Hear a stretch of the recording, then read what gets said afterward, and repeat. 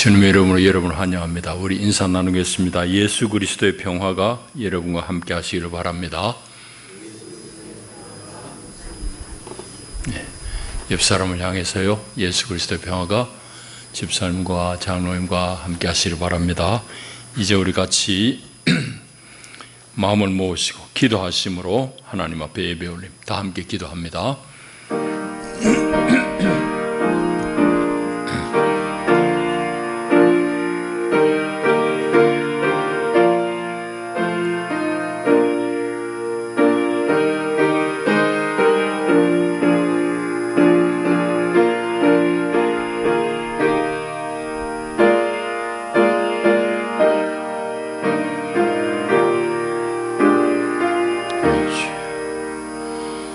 온 땅이여 하나님께 즐거운 소리를 낼지어다. 그의 이름의 영광을 찬양하고 영화롭게 찬송할지어다. 아멘. 하나님은 영이시니 예배하는 자가 영과 진리로 예배할지니라. 아멘.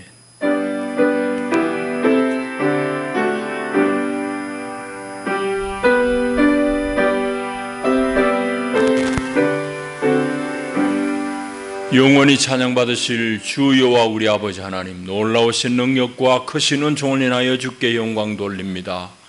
죄와 사망의 수를 건지신 주 예수 그리스도의 구속의 은혜를 길이 찬양하옵고, 오늘도 우리를 성전 삼아 우리 안에 함께 사시며 날마다 우리의 생각을 지키시고 우리의 걸음을 주께로 이끄시는 보혜사 성령의 교통하심을 찬송합니다. 복된 날 주의 백성들이 주의 거룩한 성산에 함께 올라와 우리 주를 기뻐하며 예배하나이다. 오 하나님, 이 자리에 좌정하시고 우리 예배를 기쁘게 받으시며 예배하는 주의 무리들 가운데 오늘도 하늘의 신령한 은혜로 더디펴 주시옵소서. 예수님 이름으로 기원하옵나이다. 아멘. 우리 다 일어나셔서 구장 찬송 올립니다.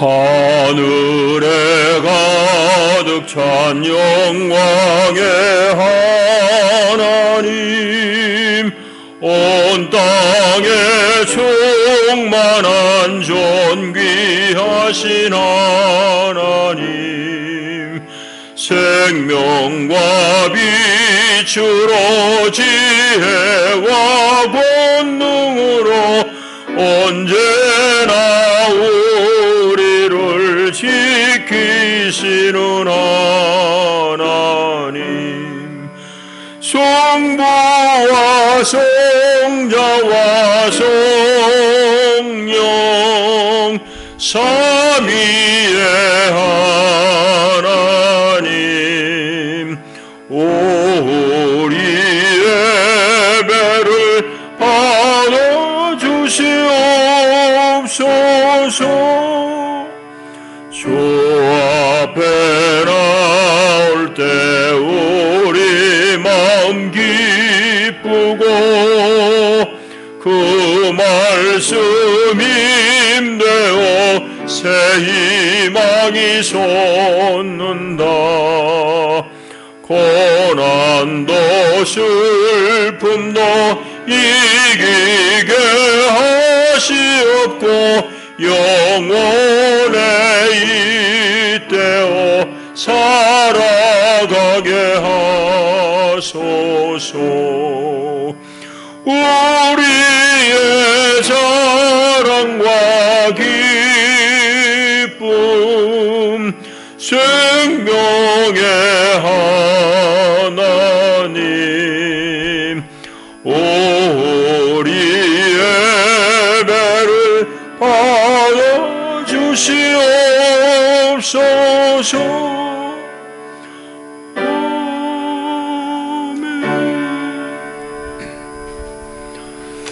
우리 함께 사도신경으로 우리 신앙을 고백합니다.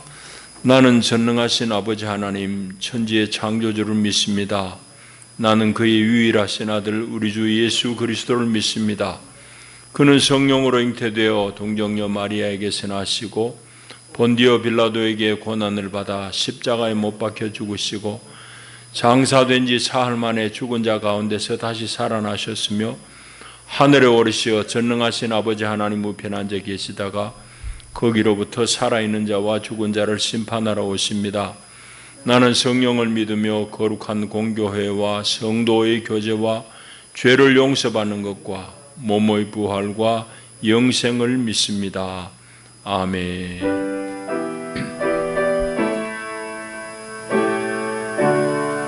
박소창 장로님 기도 올립니다.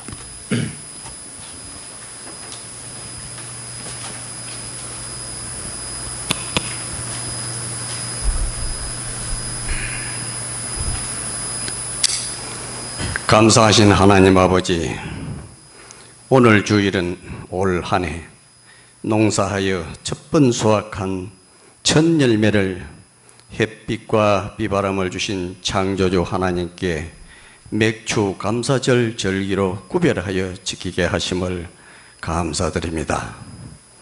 일찍이 이스라엘 백성을 택한 백성 삼으시고 절기를 지키라 명령하신 그 명령을 오늘날 우리들이 지켜 행함으로 우리 또한 하나님의 자녀됨을 확인합니다. 오늘도 택한 백성 저희들 부족하지만 복된 생명 말씀 선포되는 성산에 올라 부복하여 싸우니 이 시간 성령님 강림하사 자정하시옵고 우리의 찬양과 경배를 받으시옵고 하늘의 생명떡 생명의 만나로 저들 심령을 새롭게 소생시켜 주시옵소서. 세월이 유수와 같다고 하였는데 어느덧 경자년 한 해도 7월 초 반환점에 들어섰습니다. 올해는 마스크 벗고 자유롭게 활동하며 예배드릴 수 있을까 기대하며 출발하였지만 반년이 지나는 지금까지 코로나 사태는 여전히 기승을 부리고 계속되고 있습니다. 하나님 아버지, 이 시간 저희들을 간절히 간구합니다. 코로나 사태가 하루속히 종식되게 하여 주시옵소서. 그리하여 우리 온 교우들이 함께 모여 자유롭게 찬양하고 예배드리고 즐겁게 오찬 식사를 함께 나누며 담소할 수 있는 그런 날이 속히 회복되게 하여 주시옵소서. 하나님 아버지, 코로나 사태 이후 국가 사회 전체가 모두 힘들어하고 있는 가운데 현 정부 임기 말이 가까워지면서 사회 전반이 자꾸만 혼란스러워지고 있습니다. 사회가 혼란해지면 평범한 서민들이 힘이 듭니다. 하나님 아버지, 이 나라 이 민족을 그동안 특별히 사랑하시고 축복하셔서 세계의 최빈곤 식민지 나라에서 세계 10대 경제대국을 일으키도록 키워주신 하나님, 이 나라의 백성을 끝까지 사랑하시고 축복하사 우리 대한민국이 동방의 이스라엘이 되게 하셔서 우리 대한민국을 통하여 하나님 크게 영광 받으시고 찬양 받으시옵소서. 오늘 이 시간도 우리 목사님 귀한 생명의 말씀 선포하실 때 우리 모두 다 같이 크게 은혜 받는 복된 시간 되게 하시옵소서. 이 시간도 아무 공로 없는 죄인이 예수님 이름 받들어 간절히 기도드리시옵나이다. 아멘.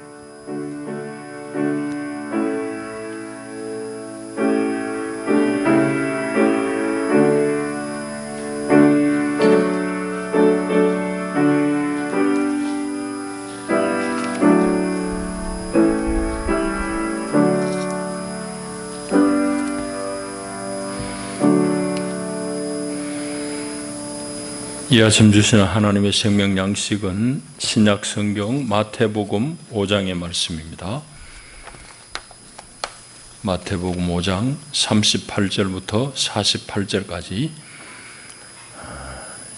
이제 봉독합니다. 하나님의 말씀을 경청하십시오. 또 눈은 눈으로 이는 이로 갚으라 하였다는 것을 너희가 들었으나 나는 너희에게 이르노니 악한 자를 대적하지 말라. 누구든지 내 오른편 뺨을 치거든 왼편도 돌려대며 또 너를 고발하여 속옷을 가지고자 하는 자에게 겉옷까지도 가지게 하며 또 누구든지 너로 억지로 오리를 가게 하거든 그 사람과 심리를 동행하고 내게 구하는 자에게 주며 내게 꾸고자 하는 자에게 거절하지 말라. 또 내 이웃을 사랑하고 내 원수를 미워하라 하였다는 것을 너희가 들었으나 나는 너희에게 이르노니 너희 원수를 사랑하며 너희를 박해하는 자를 위하여 기도하라. 이같이 한즉 하늘에 계신 너희 아버지의 아들이 되리니 이는 하나님이 그 해를 악인과 선인에게 비추시며 비를 의로운 자와 불의한 자에게 내려주심이라. 너희가 너희를 사랑하는 자를 사랑하면 무슨 상이 있으리요? 세리도 이같이 아니하느냐? 또 너희가 너희 형제에게만 무난하면 남보다 더하는 것이 무엇이냐? 이방인들도 이같이 아니하느냐?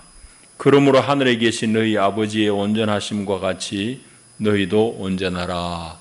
아멘. 기도합니다. 하나님 고맙습니다. 오늘도 우리를 사랑하시며 우리를 주의 전에 부르시고 주님 말씀을 얻을 수 있는 큰 은혜를 주셨습니다. 주님 간절히 원합니다. 간절히 사모합니다. 우리의 심신이 세상 가운데 살며 지쳤습니다.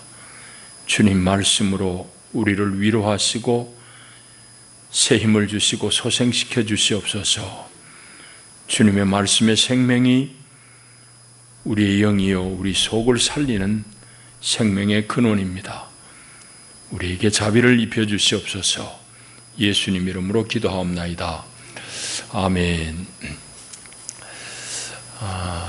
우리 일본에 이제 자녀들도 계시고 해서 자주 가시는 분들도 있고, 일본이 가까우니까 요즘 뭐 코로나 때문에 못 갔지만은 일본 여행들을 여러분들이 가신 분들이 많을 겁니다. 일본에 가 보면은 우리하고 다른 게 많은데 제일 특이한 점이 뭔가 하면은 오래된 점포들이 많습니다. 뭐 큰 것도 아니에요. 옛날 그대로예요. 오뎅집, 우동집, 뭐 스시집 그대로 옛날 그대로 해가지고, 우리는 뭐 100년 된 점포 찾아보기 어렵잖아요. 거기는 100년 된 건 명함도 못 내밉니다. 100년 예사예요. 수백 년입니다. 심지어는 후지산 자락에 경운관이라는 여관, 료칸이라고 그러죠. 그 여관은 지금 1300년이 넘었습니다. 주인 안 바뀌어요. 대대로. 희한하잖아요. 일본에는 그런 일들이 우리는 이상하지만 그 사람들은 자연스럽게 받아들입니다. 왜 그렇게 선조 때부터 내려오는 조그마한 가게들을 후손들이 그걸 이어받아가지고 그렇게 하고 있을까? 우리로서는 잘 이해가 안 돼요. 이해가 안 되는데, 좀 무언가 이유는 있어요. 이유 없이 되는 일은 없잖아요. 이유가 있는데, 그걸 제가 여러분께 좀 말씀드리려고 여기 칠판에 글을 몇 자 써놨습니다. 한자로 썼지만 위에는 화식이고 밑에는 화복이라고 써봤습니다. 우리는 스시집이나 이런 걸 갖다가 일식이라고 그래요. 일식집에 가자. 일식 이러지만은 일본 사람들 일식이라는 말 안 해요. 우리가 일식이라고 그러지. 일본 사람은 화식입니다. 와쇼코. 화식. 기모노나 이런 옷을 저렇게 씁니다. 화복. 우리는 우리 전통 옷이 한복 그러잖아요. 한복 하듯이 저 사람은 일복 안 하고 화복이라고 그래요. 뭐 저런 글자 많아요. 저는 처음에 일본 가가지고 왜 과자들이 공항이나 이런 데 보면은 요막자막한 과자들이 다 화과자 적어놨어요. 화과자. 양과자도 아니고 화과자야. 저 화자를 씁니다. 그 한참 뒤에 알았어요. 저 왜 일본 사람들이 화라고 그러냐. 화는 한마디로 얘기하면 저건 조화롭다는 말이잖아요. 조화롭다는 말인데 평화할 때도 저 화자고 조화할 때도 저 화자를 쓰는데, 저 화자를 일본을 대신하는 말로 써요. 왜 그런가 하면 일본 사람들은 오랜 동안 저 화자가 이 일본을 대표하는 가치관이에요. 그래서 일식이라 안 하고 화식이라고 그러고, 일본 과자를 안 하고 화과자라 하는 이유가 거기에 있습니다. 그 화자는 일본 사람들에게 일본이라는 의미가 담겨 있어요. 그만큼 저 조화롭다는 저 가치가 일본 사람들이 최고로 여기는 가치입니다. 그리고 옛날 보세요. 옛날 뭐 우리 공부할 건 아니지만 소화 몇 년에 했잖아요. 소화야, 소화. 저거 화자거든. 지금은 새 일왕이 연어를 우리 글로 읽으면 영화야, 레이와라고 그러죠. 영화, 저 화자를 써요. 그만큼 일본 사람들 저 화자를 그리 좋아해요. 화자가 일본 자체야, 그야말로. 그런데 문제는 뭐가 문제인가 하면은 저 화를 이루는 방법, 길이 뭐냐는 얘기입니다. 조화로우면 얼마나 좋아요, 세상이. 근데 일본에서는 저 조화로운 화를 이루는 길이 뭐냐? 일본 역사에서는 그 길이 각자 맡은 자리에서 지가 맡은 일을 잘 해내는 것, 이게 조화로운 세상을 가져온다고 가르쳤고 배웠습니다. 지금도 마찬가지. 그 일본 사람들은 절대로 남한테 해꾸지 해대는 일을 안 해요. 좋은 점입니다. 바로 어릴 때부터 아니면 수천 년 동안 저 화를 일본의 최고의 가치로 여겼기 때문인데, 여러분 일본에는 지금은 천황은 있죠. 옛날 그 귀족들은 지금은 다 없어졌습니다. 그런데 귀족 가문은 있어요. 아베 정치인들, 유명한 정치인들 다 귀족 가문들입니다. 그러니까 일본에는 오랜 동안 천황이 있고 그 밑에 지방을 책임지는 그런 귀족들이 있고, 그 귀족들에게 딸린 게 이제 사무라이, 소위 말하는 무사들이 있고, 그 밑에 일반 평민들, 농업, 뭐 공업, 상업 이런 데 종사, 그 밑에 천민들이 있고, 뭐 이런 계급 사회입니다. 근데 그게 계급이 지금 없어졌다고 그러지만 천황도 있고, 지금 정치 유력 가문들 다 귀족 후손들이고, 뭐 일본에는 아직까지 몇몇이 살아 있어요. 그래서 일본에는 아직까지도 각 가문에서 전통적으로 내려오는 그 집안의 일이 있는 거예요. 그거는 옛날부터 청황이 혹은 지방의 영주, 귀족이 지정해 준 거예요. 너는 우동집 해라. 너는 대장장이 해라. 뭐 이런 거 다 정해진 거예요. 그래서 그 정해진 자리에서 정해진 직업을 오랜 동안 했어요. 이렇게 해서 조화로운 세상을 추구하던 것이 일본의 오래된 가치관입니다. 그럼 여러분 이해되죠? 21세기인 요즘 아직까지도 우동집이 200년, 300년 내려오고 오뎅집이 300년, 대장간이 500년 내려오는 이유가 거기 있다. 여러분, 그런데 이건 문제가 뭔가 하면은 획일 사회에서, 획일적인 그런 사회에서는 이것만큼 효율적인 시스템이 없습니다. 아주 효율적이지. 앞으로 나란히 쫙 서는 거예요. 아주 그 옛날에는 잘 통했던 가치관이지만은, 그러나 지금은 시대가 바뀌어 버렸어요. 지금은 개인의 창의성이 극대화되는 그런 사회로 바뀌어 버렸는데, 일본은 그거 잘 안 되는 거예요. 왜? 오랜 동안, 너무도 오랫동안 그 사람들 피 속에 내려오는 저런 가치관 때문입니다. 쉽게 바뀌지 않아요. 일본이 지금은 뭐 30년 침체기를 맞았다고 그러는데, 경제적으로 사실은 그래요. 일본은 거의 수평입니다. 한 1980년대 지나가지고 80년대 말부터 해가지고 거의 수평이에요. 경제적인 이런 내용들을 보면은.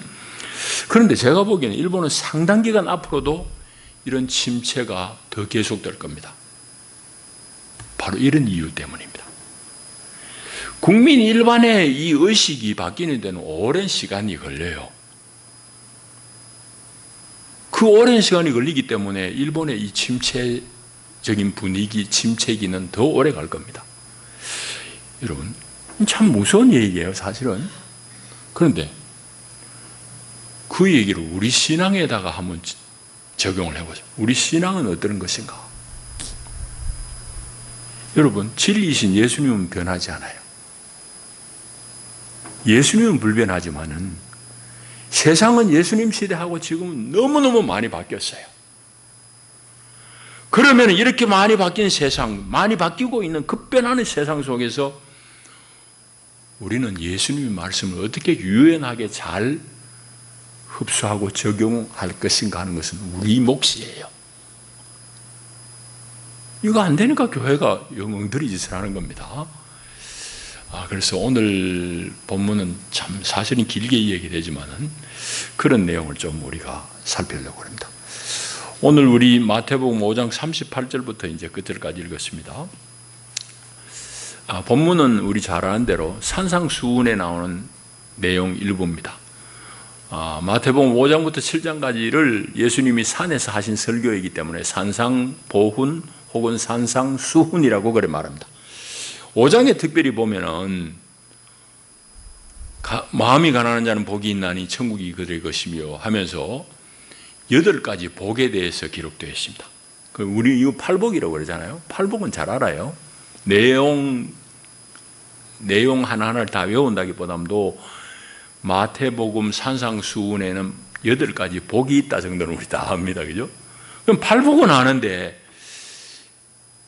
예수님이 율법을 부인하는 것 같은 그런 그걸 이제 대립 명제라고 합니다. 혹은 반명제라고 그래요.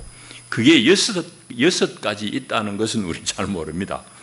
오늘 그 얘기 다 살필 수는 없고요. 21절부터 48절까지 이제 그 6가지가 나와요. 형식은 말하자면 이런 겁니다. 옛사람에게는 이렇게 말하였지만은 그러나 나는 지금 현재 예수님은 나는 너희들에게 이렇게 말한다 하면서 구약의 율법을 뒤집는 듯한 말씀, 그런 게 6번 나온다. 그래서 6개의 대립 명제가 나옵니다. 형식은 그런 거예요. 살인에 대해서, 분노에 대해서, 간음에 대해서, 이혼에 대해서 여러 가지 나옵니다. 오늘 우리가 읽은 것은 보복하는 것, 원수 사랑하는 것, 이런 문제에 대해서 옛날 율법 혹은 옛날 그들의 받은 전통과는 상반되는, 대립되는 예수님의 새로운 말씀입니다. 예수님의 이 대립명제 새로운 말씀은 말하자면은 하나님 나라의 새로운 질서에 대해서 말씀하신 거예요. 그 하나님 나라의 새 질서는 옛날 질서, 옛날 법으로는 수용이 안 된다는 얘기입니다. 이제 그런 내용입니다. 그래서 오늘 이제 우리가 38절부터 읽었는데 38절부터 42절까지는 보복에 대한 말씀이고 43절부터 48절 마지막까지는 사랑을 하되 사랑의 범주가 어디까지냐는 것에 대한 말씀입니다. 이게 이제 우리 전체적인 내용이에요. 조금 더 우리가 한번 들어가서 살펴보면 이렇습니다. 먼저는 38절 보면은 저는 이걸 처음 읽을 때, 이거 참 희한하다 이랬어요. 오늘 우리는 이해 안 돼요. 근데 구약의 율법에 나와요. 모세 율법이 나온다. 38절에 보면 눈은 눈으로 이는 이로 갚아라 하였다는 것을 너희가 들었으나 나는 너희에게 이르노니 악한 자를 대적하지 말아라. 예수님이 이렇게 대립명제를 말씀하신다고. 38절에 있는 이거를 소위 우리가 말해서는 동형보복이라고 합니다. 똑같은 형태로 보복하라는 얘기예요. 이게 되게 잔인한 것 같잖아요. 오늘 우리가 읽으면 잔인한 거예요. 네 눈을 상하게 한 놈이 있으면 그한테 찾아가 눈도 똑같이 상하게 해라. 네 이빨 두들겨가지고 이빨 2개 뺐으면 빠졌으면 너도 두들겨 빼가지고 2개 빼라 이 말입니다. 오늘 우리가 듣기엔 되게 잔인한 거 같죠. 근데 잔인한 법이 아니에요. 지금과 같은 이런 행정 영역이 미치지 못할 옛날에는 이게 아주 적합한 유용한 법입니다. 그건 뭔가 하면은 누구와 집안끼리 혹은 무리들끼리 싸움이 붙었는데 여기서 피해 입었다고 와 달라붙어가지고 보복을 하는데 사정없이 보복하면 어떻게 되겠어요? 여기 누구가 좀 상해를 입었는데 말하자면 이빨 몇 개가 부러졌는데 벽을 다 몰고 가지고 상대방 집안에 가가지고 사람 죽이고 그러면 어떻게 하겠냐고. 그러니까 옛날 행정력이 미치지 못할 때는 이게 아주 좋은 법이에요. 합당한 합리적인 법이에요. 그래서 인류 최초의 법전인 함무라비 법전, 그거는 고바벨론 때 함무라비 왕이 쓴 그 성문법으로 인류에게 전해져 나온 최고의 제일 오래된 법입니다. 함무라비 법에도 바로 이게 나와요. 동형 보복이 나온다. 얘는 이 눈에는 눈, 그게 나옴. 그것보다 세월이 한참 내려와서 모세가 받은 율법에도, 시내산에서 받은 모세 율법에도 이게 나와요. 출애굽기에 보면은 얘는 이 눈에는 눈이야. 지금 우리가 읽으면 아이고 잔인하네, 미개인이네 그러지만은 옛날에는 아주 이게 신사적인 법이에요. 말하자면 무제한 보복을 방지하는 법이다 이 말. 자, 그런데 예수님은 너희가 그렇게 들었지만 나는 그렇지 않다 하면서 예수님은 그걸 다시 이제 부연해서 말씀하는 거예요. 그게 이제 38절의 내용입니다. 39절도 마찬가지고요. 자, 그 다음에 40절을 보시면은 또 너를 고발하여 속옷을 가지고자 하는 자에게 겉옷까지도 가지게 해라. 이것도 이제 우리가 내용을 좀 배경을 알아야 되는데, 고발하는 사람이 가져갈 수 있는 것은 말하자면은 빚진 자에게서 가져갈 수 있는 것은 속옷입니다. 옛날 사람 지금같이 좋은 옷 입고 있을 때가 아니고 속옷 입고 그냥 이래 가면 겉옷 입고 그래요. 그런데 율법에 보면은 겉옷은 저당 잡히면 안 돼요. 겉옷은 빼들면 안 된다 이 말입니다. 왜? 가난한 사람이 돈 빌리는데 겉옷은 가난한 사람의 이불이야. 일교차가 심한 그 지방에서 겉옷 빼들어가 버리면 밤에 얼어 죽는, 추위에 견딜 수 없어요. 그래서 모세 율법에도 보게 되면은 저당 잡을 때도 속옷은 가져가지만은 겉옷은 저당 잡으면 안 된다는 법이 있어요. 그래서 너희가 고발해서 속옷을 가져갈 수는 있는데 속옷 가져가려고 고발한 자에게 겉옷까지도 줘버리라고 예수님 말씀하는 거예요. 자, 내용이 그런 겁니다. 또 41절도 우리가 좀 살펴봐야 돼요. 또 누구든지 너로 억지로 어리를 가게 하거든 심리 가버리라. 이것도 이제 마찬가지입니다. 예수님 당시에 로마의 지배를 받고 있잖아요. 우리 일제 식민 시대를 연상하면 쉽습니다. 로마의 군사는 필요할 때에 그 피지배 민족 아무나 부역에 동원하게 해버립니다. 뭐 법적인 절차도 없어요. 즉시로 그런 걸 집행해버려요. 사람이나 짐승을 징발하는 거지. 자, 그렇게 당할 때에 너희는 차라리 심리를 동행해라. 그런 말씀입니다. 그런 내용들이 쭉 나와요. 자, 이제 43절을 또 한번 봐야 되는데, 또 내 이웃을 사랑하고 내 원수를 미워하라 하였다는 것을 너희가 들었지만은 나는 너희에게 이르노니 너희 원수를 사랑하며 너희를 박해하는 자를 위하여 기도해라. 이 말씀입니다. 근데 구약에 보면은 원수를 미워하라는 말씀은 구약에 없어요. 그럼 예수님은 왜 이웃을 사랑하고 내 원수를 미워하라 하는 걸 너희가 들었다고 이해했을까요? 이제 그거는 예수님 당시에 세간에 이런 말들이 많이 돌았다는 걸 알 수 있고, 실제로 문서로는 지금 발견된 것이 쿰란 문서에 그게 나와 있어요. 그 이제 발견된 예수님 당시에 그 광야에서 발견된 쿰란 문서에서도 그런 내용을 확인할 수 있는데, 짧게 인용하자면 이렇습니다. 모든 빛의 아들들을 사랑하고 모든 어둠의 아들들을 미워해라. 쿰란이란 것은 세례 요한도 거기 이제 아마 같이 그 공동체일 건데, 광야에 가가지고 메시아에 올 때를 간절히 기다리는 아주 자기들을 거룩하게 순결하게 보존하고자 했던 그런 공동체가 쭉 자기들의 생활 내규들을 기록하고 성경들을 기록한 것이 발견된 것이 쿰란의 동굴이에요.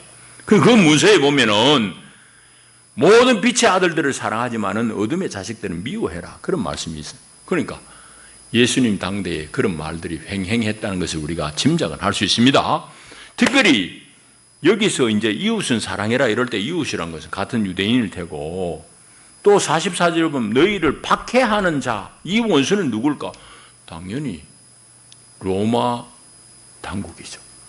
유대인들을 박해하는 그런 사람들, 이방 사람들을 사랑해라. 예수님은 그렇게 말씀하는 거예요. 자, 그래서 주님은 너희들이 듣기로는 이웃을 사랑하고 원수를 미워하라 했지만 나는 너희들이 말하는데 원수를 사랑해라. 그뿐만 아니라 너희를 박해하는 자들을 위해서 기도까지 해라. 그런 말씀하는 겁니다. 자, 그런데 예수님께서 이렇게 율법과는 조금 다른 반대되는 이런 내용들을 말씀하시는데 대전제가 있습니다. 잘못 들으면은 예수님 율법을 파괴하시는 분인가? 이런 생각이 드는데 예수님 아니라고 그래요.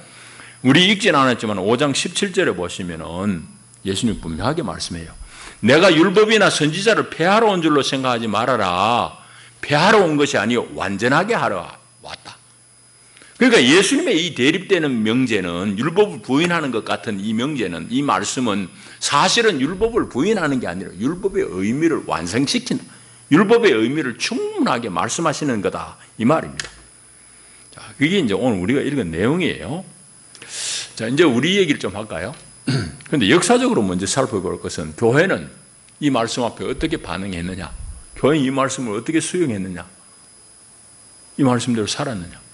한마디로 얘기하면 노입니다. 아닙니다.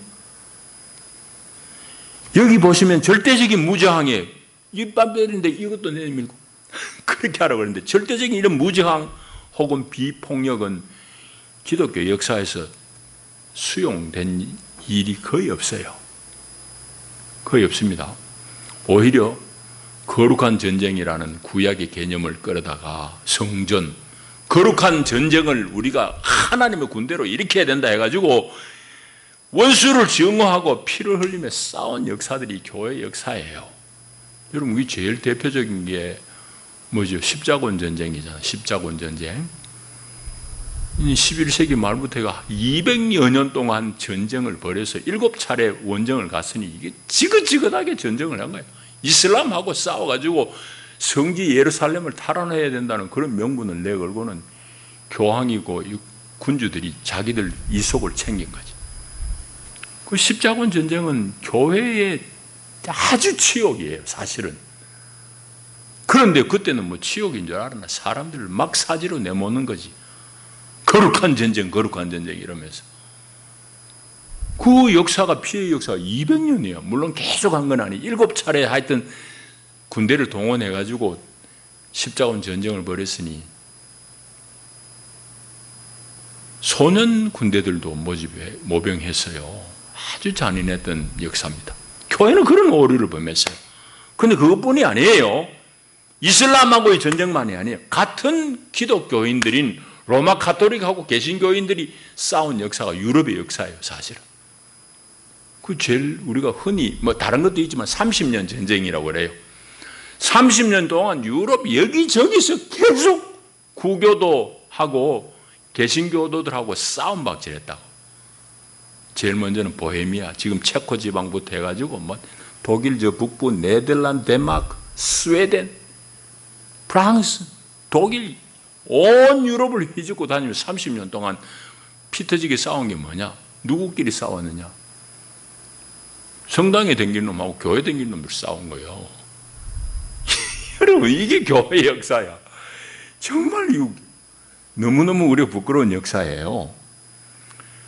그 어떻게 예수님의 이 가르침을 받은 사람들이 그 형제들끼리 그래 싸우고 찢고 그래 했느냐? 그것도 뭐 1, 2년도 아니고. 역사적으로 보면 교회는 이 말씀을 못 지켰어요.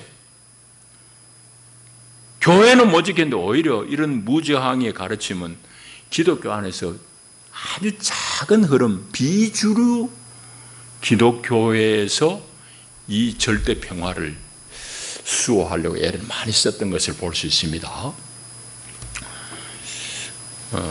그런 얘기 하려고 하면 좀 긴데 하여튼 퀘이커라든지 아미시는 지금 미국의 이 필라델피아 쪽에 있습니다. 절대 평화를 추구하는 사람, 이 전기구 기계가 안 쓰는 사람들 있죠.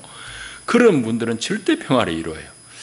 우리가 이해하기로는 여호와의 증인 이런 사람들, 하여튼 기독교 안에서 이 소수파들 이런 사람들이 절대 평화, 전쟁이 안 나가고 총 안 들겠다고 그러고.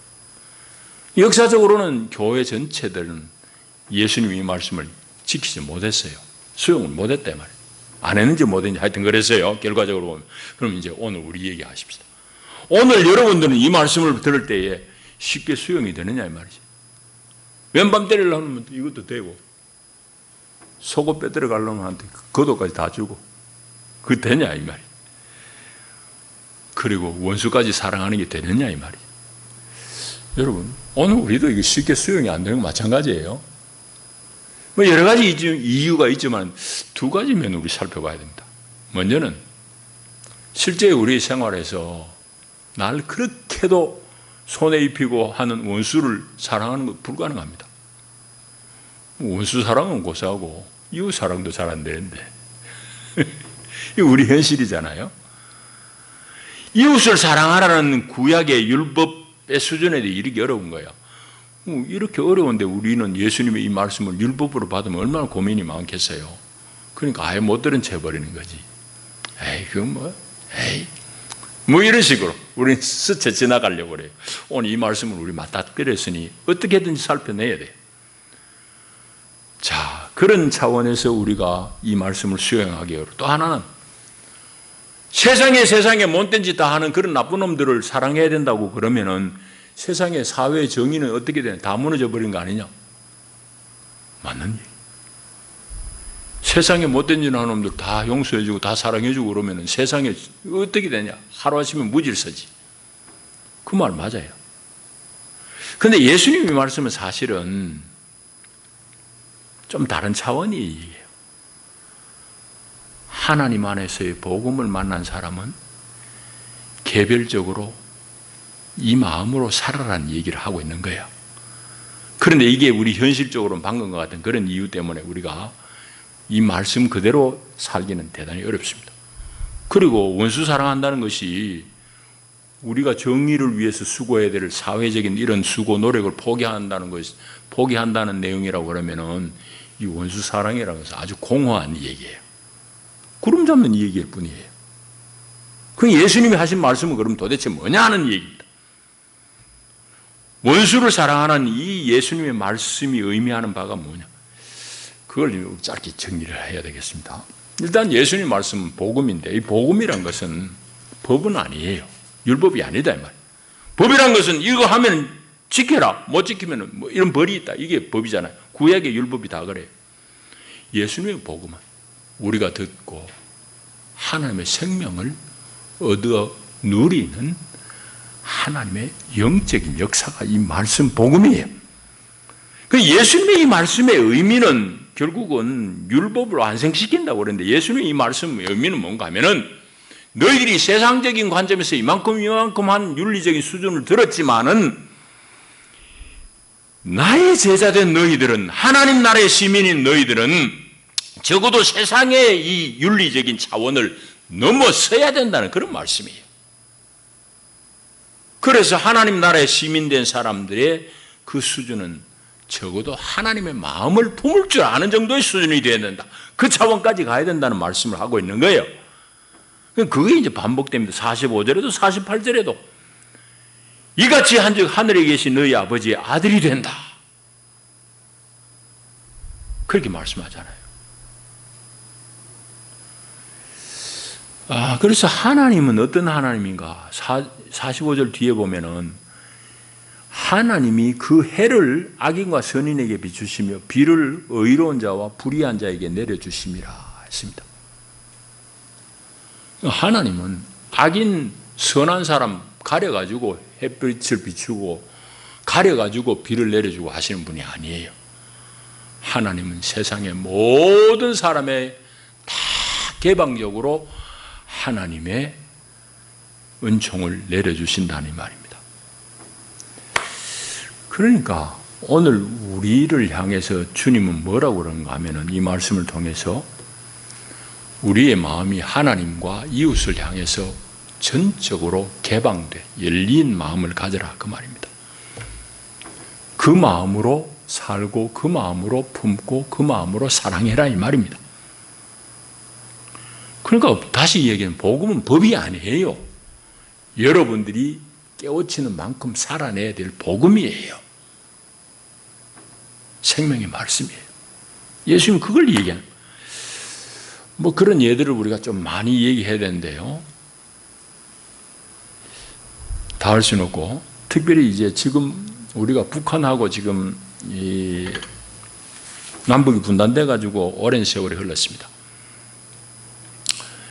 참 안타깝게도 오랜 세월이 흘렀잖아요. 한 70년 이상이 흘러버렸어요. 이 북한을 대하는 이 교회들의 성도들의 자세를 우리 한번 점검해 봐야 돼요. 독일 통일에는 교회의 기여가 대단히 컸습니다. 그건 이제 좀 자세히 말씀드릴 기회가 있을 테고, 그 독일 통일에는 교회가 크게 기여한 반면에 한국 교회는 통일 노력을 대단히 하는 교회도 있고 반면에 통일에 역행하는 그런 분들도 많습니다. 그 차이는 어디서 나올까요? 결국은 말씀을 문자대로 읽느냐, 아니면은 예수님이 말씀하신 대로 그 말씀의 의미를 해득해내느냐, 그 얘기입니다. 오늘 오후에 이제 그 임직자들 1강이 바로 그런 내용을 좀 길게 이야기하려고 합니다. 그래서 우리는 이런 부분을 잘 살펴봐야 돼요. 오늘 이제 말씀 맺어야 될 텐데, 주님은 오늘 우리에게 뭐라고 그런가 하면은 모세의 율법이 추구하는 그 윤리의 수준을 넘어라고 그래요. 세상이 바뀌었다는 거예요. 아직까지 옛날 얘기만 붙들고 있느냐는 얘기입니다. 예수님 때보다 지금 세상은 또 더 많이 바뀌었어요. 그런데 우리는 성경을 문자대로만 붙들고 있으면 어떻게 그렇게 살지도 못하면서. 그래서 예수님 말씀은 사랑에 기초한 삶을 제시하고 있습니다. 하나님의 온전하신 같이 너희도 온전하라고 그러는데, 그것은 바로 하나님의 온전하신 모습을 다방면에서 비춰볼 수 있지만, 여기서 말씀하는 것은 하나님의 개방적이고 포용적인 은혜, 그 태도를, 그런 사랑을 우리에게 요구하는 겁니다. 예수님이. 그래서 그 개방적인 마음, 포용적인 그 사랑이 우리를 온전하게 한다는 말씀입니다. 지금 우리는 사회가 그야말로 양극화되어 가고 있어요. 아주 심각한 문제입니다. 이거 해결하지 못하면 우리 자꾸 잘 살라고만 생각해요. 아니에요. 충분히 우린 잘 살 수 있어요. 지금은 고르게 어떻게 하면은 양극단의 이 벌어진 틈을, 거리를 줄일 수 있느냐는 것을 우리가 지혜로 모아야 됩니다. 이제 선거 때 다 됐는데요. 결국은 하는 것은 정치거든요. 제도는 정치니까. 우리 그리스도인의 마음으로서 우리는 어떻게 투표해야 되고 어떤 가치를 추구해야 되느냐는 건 우리 몫이에요. 여러분, 양극단의 이 거리가 너무너무 멉니다. 최고로 먼 것은 미국이고 두 번째로 먼 것은 우리나라입니다. 우리 열심히 미국 따라가니까. 교회도 마찬가지. 심각한 얘기. 특별히 오늘 우리는 다 코로나로 인해 가지고 세상이 너무너무 어려워서 피폐해질 대로 피폐해졌어요. 우리는 비교적 조금은 거기서 한 걸음 뒤에 떨어진 이 안전한 곳에 살아서 덜한 것 같지만은 정말 도시의 소상인들의 그 삶은 뭐 말로 다 할 수 없는 정도. 정말 많은 사람들이 어려움을 겪고 있습니다. 그리스도인들 어떻게 해야 되겠습니까? 정말 우리는 하나님의 마음으로 서로를 용납하고 포용하고 위로해주는 그런 마음이 있어야 됩니다. 근데 방금 얘기했잖아요. 교회 안에는 끊임없이 자꾸 분별하려고 하는, 왜? 문자 가지고 성경을 문자대로 해석을 해가지고 자꾸 분별해내고 차별하려고 하는 그런 흐름들이 많이 있어요. 우리 오늘 잘 살펴봐야 됩니다. 예수님의 이 말씀이 우리 삶과 우리 사회에 정말 귀한 지표가 될 수 있기를 축복합니다. 기도합니다. 하나님 아버지 감사합니다. 오늘도 우리를 부르시고 하늘의 귀한 생명의 양식으로 먹이시니 감사합니다. 예수님 시대에 그 사람들은 모세의 율법에 매여 있었습니다. 그러나 예수님은 그 율법을 넘어 예수의 복음을 살아라고 말씀합니다. 하나님, 우리는 예수님 오신 지 2000년 지났지만 아직까지 이 구약의 말씀을 법으로만 읽어서 거기 매여서 예수님의 이 마음 읽어내지 못하고 있습니다. 우리 미련함을 불쌍히 여기시고 예수님의 풍성한 복음이 우리 삶을 어거하게 하시고 우리로 하여금 예수님의 마음을 품고 주님을 쫓는 제자들이 되게 하옵소서. 그래야 이 땅 가운데 하나님의 넉넉함과 평화를 이루는 귀한 하나님의 종들로 살게 하옵소서. 예수님 이름으로 기도하옵나이다. 아멘. 588장 찬송하시면서 준비하신 예물 봉헌합니다.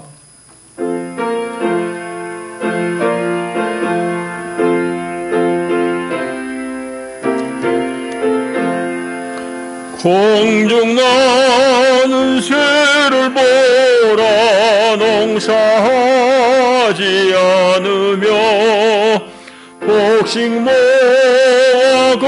겉가난에 드린 것이 없어도 세상 주권하는 주님 새를 먹여주시니 너희 먹을 것을 위해 근심할 건 무엇냐. 4절 너는 먼저 주의 나라 그의 의를 구하면 하나님이 모든 것을 너희에게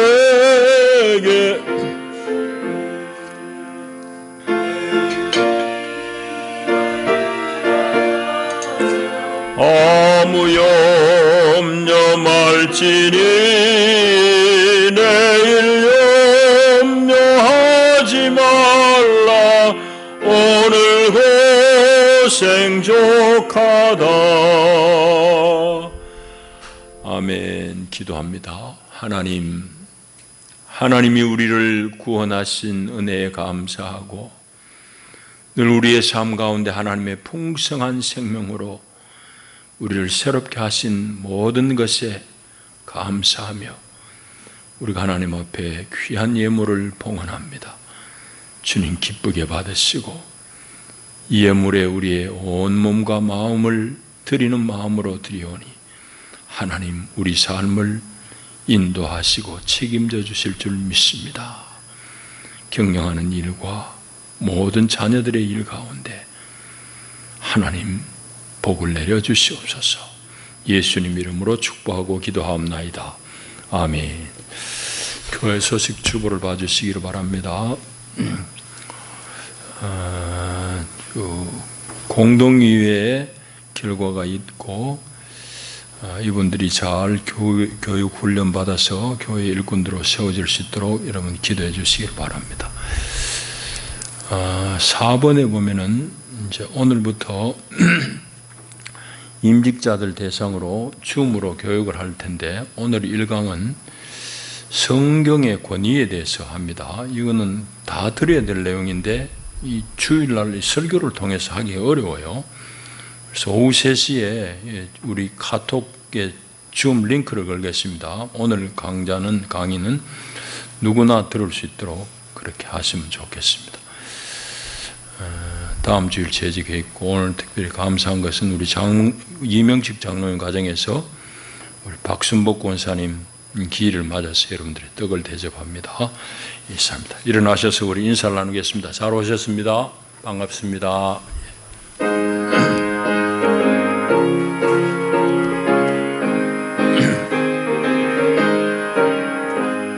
주의 친절한 발에 안기세 우리 마음이 평안하리니 항상 기쁘고 복이 되겠네. 영원하신 발에 안기세 주의 발에 그 크신 발에 안기세 주의 팔에 영원하신 팔에 안기세.